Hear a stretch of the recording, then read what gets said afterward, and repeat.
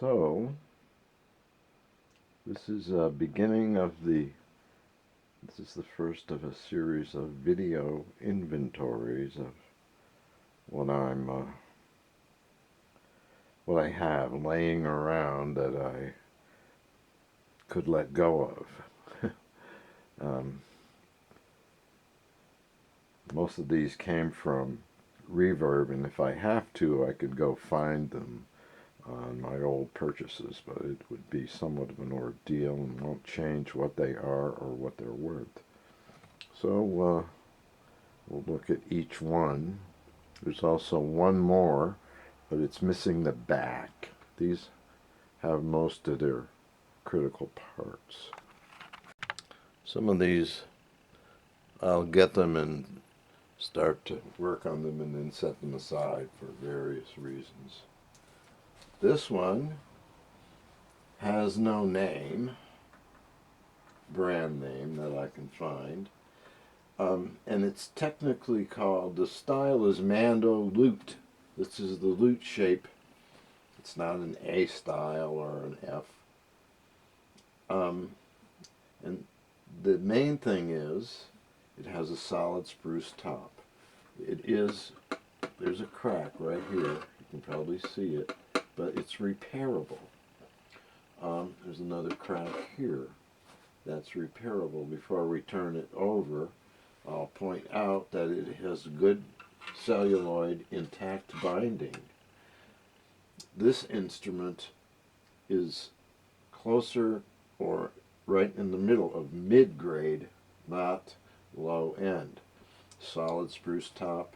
We're going to assume the back and sides are probably birch. This could be dyed, we don't know, but the fretboard is bound. The top and back were the top is bound, the back was bound, and that binding is long gone, but it's easy to replace. Let's look now. The back has been removed, and it has had its cross braces taken out, getting ready to repair it. And here you can see the crack from the inside. It's got a wide grain. The spruce has a wide grain. But it's very repairable. We must assume that it's going to need the neck to be re-angled, and there are lots of ways to skin that cat. The original bracing, unusual feature in that there's been a saw cut. It's the width of a small circular saw blade. When they made the top, they made it, because these are not arch tops, they actually make an arch. It starts right here, and if you look on the inside, that's where the cut is. It's actually, that cut is right through here. That's where the crack stops. That's a break line. They actually bent the top to create the arch. They need to elevate the bridge to get downforce. And if you look closely, you might be able to see that there is a definite break right here. It's flat and flat. It's not steamed into an arch. So we got a lot going on with this guy. Anyway, that's one of the Mandos that I would let go of. I like the idea of starting out repairing on these. They're more like a nice size model boat kit or a RC airplane kit. I guess we'd say this is number 2 of 3 mandolins that I have in my collection that I've acquired. This is a B&J Serenader.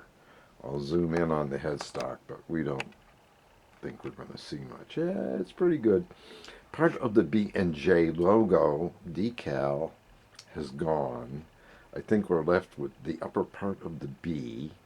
There's a lady and a harp. And the vertical text is Serenader. And this thing was attempted to be worked on by someone. We'll just turn the back over for a second. We'll turn it this way. The grain on this is not typical of birch. I don't know what it is. The design is such that there's an outside possibility that it's laminate. I can determine that, I think. There's no binding here. All right, let's get back to some of the stuff. What I'm doing here is showing that the back has no sunburst. And I believe this was made with no sunburst, and what we're looking at here is someone's crude attempt at making a sunburst finish. They painted this whole thing black, and in the process obscured the checkerboard binding. You couldn't see any binding when I got it, so I just scraped away the black here with the typical relief done with the single edge razor blade to show the binding is intact, and the fretboard is not bound. So this is a little lower quality than the number one we looked at. This one here has no binding on the fretboard itself or the headstock. But I'd say it's a lower mid-grade or an upper beginner's grade, somewhere in there. We can assume that it's going to need fretwork. Now, the back has not been taken off. What the hell does that mean? We don't know. The back hasn't been taken off, and there's a pearl dot here. We'll zoom in on the play. After further review, we've determined that the top and back, let's assume the whole body, is a laminate. If I could zoom in with enough, as I was saying, plywood has a signature look about it as it ages, because you're looking at, basically, plywood starts as the round log, and it's peeled off like toilet paper. So you'll see a different grain signature than you will from quarter sawn or slab sawn material, and that's again, let's see if we can zoom in and actually try to see it. Yes, there's some, there it is. That vertical grain is the grain of unrolled tree trunk. And it's usually in layers, 32nd to a 16th of an inch, and I can see the layers because there's no binding on the back edge. So this thing is a candidate for some, let's say, convert it to a Mando ukulele. Or who knows, if you needed a neck, it's a nice neck and all like that. It's not going to go for much money. It's going to go for less than half of what I paid for it, I'm sure. That's, I figured out how to make a little money in the instrument business. You start with a lot of money. So this is our third Mando. It's currently obviously unplayable, but it has potential for repair.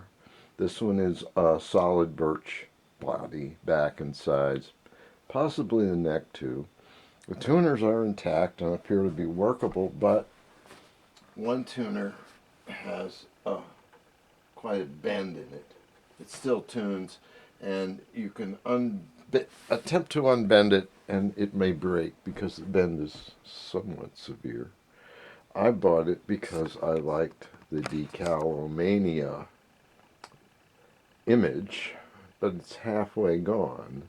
Now, with a decent camera and a printer, you can pretty much duplicate that image and replace it if you're really into restorations. You can print all colors but white. So that leaves you having to think about how to do the white to make a transparent decal. Now, if you print on white label stock, you're good to go. Anyway, let's check out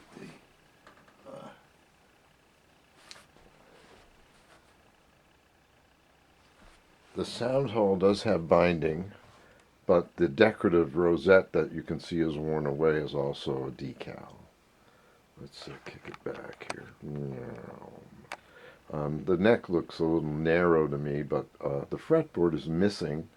If I find it, I'll do something with the video to indicate that we found the fretboard for it.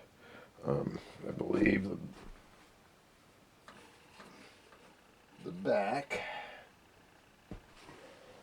is obviously birch. It's got the signature of birch. It's slab sawn birch, most likely. I mean that it is slab sawn. It's obviously birch. There's the tuners. It's gonna need a neck set, and boy, you know, everything is integrated. The back has not been removed, and there is no binding on this instrument. I would place this into the Depression era because it's got minimal extras, but the decals were cheap, and this does appear to be a true decal as opposed to a silk screen. Many images, especially on the parlor guitars, are not decals. They're silk screen, but this one does look like a decal. Anyway, this is one of three. I've got one more to show, and it has no back currently, so I'm not including it in the three because I'm waiting to find the back. We'll see what happens.